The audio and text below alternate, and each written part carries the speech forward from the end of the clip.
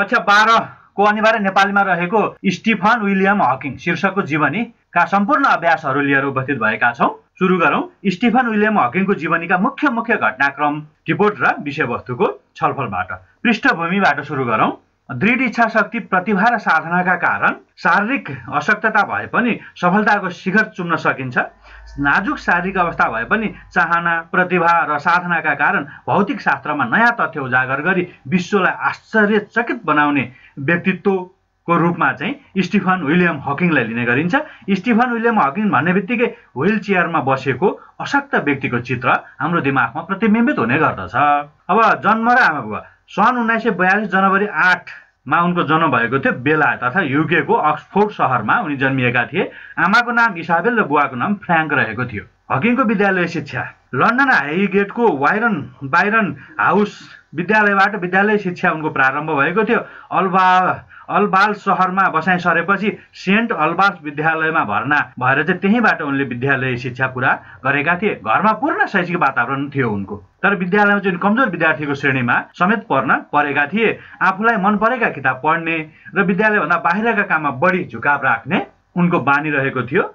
अब विद्यावारिधीको उपाधिका कुरा गरौँ। 17 वर्षको उमेरमा अक्सफोर्ड विश्वविद्यालयको युनिभर्सिटी कलेजमा भर्ना भई सन् 1962 मा प्राकृतिक विज्ञानमा प्रथम श्रेणीमा उनले स्नातक उत्तीर्ण गरेका थिए। स्नायु रोगका कारण सन् 1965 मा लट्ठीको सहारा बिना हिँड्न नसक्ने विषम परिस्थितिमा पनि रोगसँग सङ्घर्ष गर्दै सन् 1966 मा हकिङले क्याम्ब्रिजबाट चाहिँ विद्यावारिधी उपाधि हासिल गर्न सफल भएका थिए। त्यस्तै क्याम्ब्रिजमा खगोल अध्ययन संस्थानको सदस्यमा नियुक्ति भएर काम गरेका थिए। सन् 1968 मा भने क्याम्ब्रिजकै प्रसिद्ध पद ल्युकेसियन प्रोफेसरमा 1979 मा गणित विषयमा चाहिँ उनी नियुक्ति भएर काम गरेका थिए। अब उनको प्रेम सम्बन्ध, विवाह र दाम्पत्य जीवनको कुरा गरौँ। क्याम्ब्रिजमा विद्यावारिधी गरिरहँदा जेन वाइल्डसँग उनको प्रेम सम्बन्ध कायम रह्यो र त्यही प्रेम सम्बन्ध सन् 1965 मा चाहिँ दाम्पत्य सम्बन्धमा परिणत भयो र त्यसबाट एक छोरी र 2 छोराको उनको जन्म भएको देखिन्छ। उनको सफलतामा जेन वाइल्डको ठूलो हात रहेको बताइन्छ। सन् 1990 मा उनीसँग सम्बन्ध विच्छेद हुन पुग्यो। सन् 1995 मा नर्स एलेन मेसनसँग उनको दोस्रो विवाह भयो र सन् 2006 मा उनीसँग पनि सम्बन्ध विच्छेद हुन पुग्यो। यसरी प्रेम सम्बन्ध, विवाह र दाम्पत्य जीवन असफल भए पनि उनी आफू जीवनमा कहिले पनि निराश भएनन्। हरेस खाएर निरन्तर साधना गरिरहे, निरन्तर अगाडि बढिरहे।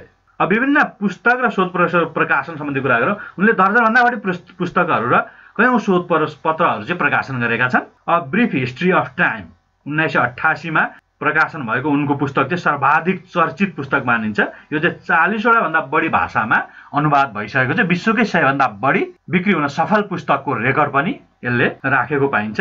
ब्रह्माण्डको उत्पत्ति र सम्झना सम्बन्धी उनको मौलिक मान्यताको कुरा गरौँ। अब ब्रह्माण्डको उत्पत्ति सर्वाधिक घनत्वको अवस्थामा रहेको कुनै बिन्दुबाट भएको र त्यसको अन्त्य पनि त्यस्तै बिन्दुमा हुने बताएका, जसलाई चाहिँ उनले ब्ल्याक होल भनेका छन्। अधिक गुरुत्व शक्तिले गर्दा ब्ल्याक होलभित्र हरेक चिज खुम्चिएर रहेका हुने र अझ खुम्चिएर जाँदा त्यसबाट विकिरण उत्सर्जन हुन्छ भन्ने पत्ता लगाए उनले र यसको नाम हकिङ्स रेडियन राखिएको छ। ब्ल्याक होलमा महाविस्फोट भएर उत्पन्न भएको ब्रह्माण्ड खुम्चिँदै गएर पुनः ब्ल्याक होलमा परिणत भएपछि त्यसको अन्त्य हुने विचार उनले प्रस्तुत गरेका छन्। यो विचार चाहिँ उनको ऋग्वेदको सृष्टि सम्बन्धी मान्यतासँग समान रहेको छ वा नजिक रहेको छ, मिल्दोजुल्दो रहेको छ। ब्रह्माण्ड शास्त्री रोजर पेनरोजसँग मिलेर उनले अल्बर्ट आइन्स्टाइनको चाहिँ सामान्य सापेक्षताको सिद्धान्तको चाहिँ थप व्याख्या विश्लेषण गर्ने काम। क्वान्टम सिद्धान्त र सापेक्षता सिद्धान्तलाई एउटै सूत्रबाट व्याख्या गरी जोड्ने पहिलो वैज्ञानिकका रूपमा पनि हकिङलाई लिने गरिन्छ। अब पृथ्वीमा आइपर्ने सम्भावित विपत्तिहरू बच्न मानव समुदाय गरेको आग्रह, परमाणु युद्ध, विश्वव्यापी तापक्रममा वृद्धि, प्रकृति विरुद्धका मानविक गतिविधिका कारण पृथ्वीमा मानव जीवन खतरामा रहेको र समयमै सचेत रहन उनले आग्रह गरेका छन् र पृथ्वीको आयु पनि उनले 1000 वर्ष रहेको निर्धारण गरेका छन्। त्यसै गरेर चाहिँ हकिङले समय समयमा प्रेरणादायी वक्तव्यहरू, वचनहरू, भाषणहरू पनि दिने गरेका छन्। बालबालिकालाई आफूभन्दा तलको पैतालालाई नभई सधैँ तारालाई हेर्न, बिना काम जिन्दगी खाली हुने भएकाले सधैँ कर्मशील बन्न र कसैले प्रेम गरेमा त्यसलाई स्वीकार गर्नका लागि उनले सुझाव दिएका छन्। त्यसै गरेर बिना गल्ती संसारमा कोही पनि मानिस अघि बढ्न नसक्ने भएकाले गल्तीलाई प्रगतिको पथ प्रदर्शक वा मार्गदर्शक, बाटो देखाउने कामका रूपमा चाहिँ लिनुपर्ने उनको तर्क रहेको छ। ज्ञान शक्तिले नयाँ तथ्य पत्ता लगाउन, क्रिया शक्तिले उद्देश्यलाई कार्यान्वयन गर्न र इच्छा शक्तिले सधैँ काम गर्न प्रेरित गर्छ भन्ने हकिङको मान्यता रहेको देखिन्छ। हकिङले चाहिँ Albert Einstein medal, huge medal of royal society, medal of royal astronomical society जस्ता पुरस्कारहरू पाएका छन्। सन् 1982 मा ब्रिटिस महारानी एलिजाबेथले उनलाई commander of the British empire पदबाट सम्मान गरेकी थिइन् भने सन् 2009 मा अमेरिकी सरकारले त्यहाँको सर्वोच्च नागरिक सम्मान राष्ट्रपति पदकबाट सम्मान गरेको थियो।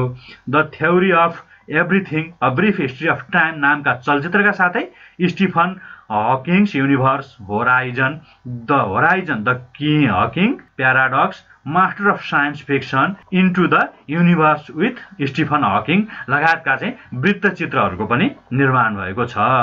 यस प्रकार शारीरिक रूपमा अशक्त हुँदा पनि निरन्तर अनुसन्धान गर्दै भौतिक शास्त्रमा नयाँ तथ्य उजागर गरेर मानवीय चेतनालाई नयाँ उचाइमा पुर्याउन उल्लेख्य योगदान दिएका स्टिफन विलियम हकिङको मृत्यु अर्थात् देहावसान सन् 2018 मार्च 14 मा 76 वर्षको उमेरमा भएको थियो।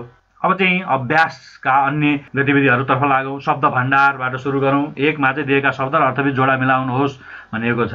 शब्दमा विभीषिका भए, मानसपटल मानसिक तह, आनुवंशिक पुर्ख्यौली, जिज्ञासा जान्ने इच्छा, अवधारणात्मक कुनै विषयप्रति विचारपूर्वक निश्चय गरिएको, खगोल आकाशमण्डल, घनत्व खदिलोपन, कृत्रिम बनावटी, साधना सफल हुनका लागि कुनै काम बारम्बार गर्ने क्रिया।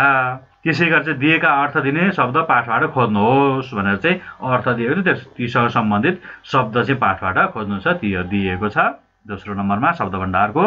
त्यसै गरेर तेस्रो नम्बरमा दिएका शब्दलाई अर्थ खुल्ने गरी वाक्यमा प्रयोग गर्नुहोस् भनेको छ। यहाँ इच्छा शक्ति, योगदान, सृजनशील, आदर्श, विषम, दाम्पत्य, शक्तिहीन, अशक्त, विभूषित शब्दहरूलाई चाहिँ वाक्यमा प्रयोग गरिएको छ।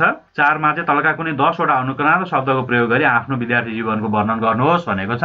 यहाँ 10 वटा भन्दा बढी शब्दहरू दिइएको छ। त्यसमा चाहिँ 10 वटा चाहिँ अनुकरण शब्द छानेर चाहिँ आफ्नो विद्यार्थी जीवनको वर्णन गर्नु छ। 1 अनुच्छेदमा विद्यार्थी जीवन शीर्षकमा गरिएको छ। स्कुल जान भनेपछि म सधैँ गदगद हुन्थेँ। 9 बज्ने बित्तिकै झटपट गरेर सरासरी स्कुल पुग्थेँ। पानी दर परेको बेलामा पनि म घुम मोडेर स्कुल पुग्थेँ। गुरुले प्रश्न सोद्धा सबै साथीहरू टुलुटुलु हेरिरहन्थे, तर म भने जुरुक्क उठेर उत्तर दिन्थेँ। गुरुले मुसु हाँसेर धन्यवाद दिँदा म गम्म पर्थेँ। स्कुलको नजिकै रहेको बगैँचामा ढकमक्क फुलेका फूल र लटरम्म फुलेका आँप तथा लिची देखेर हामी आनन्दित हुन्थ्यौँ भनेर अनुच्छेद 1 अनुच्छेद लेखेर अझै बोध तथा अभिव्यक्ति अभ्यासतर्फ लागौँ।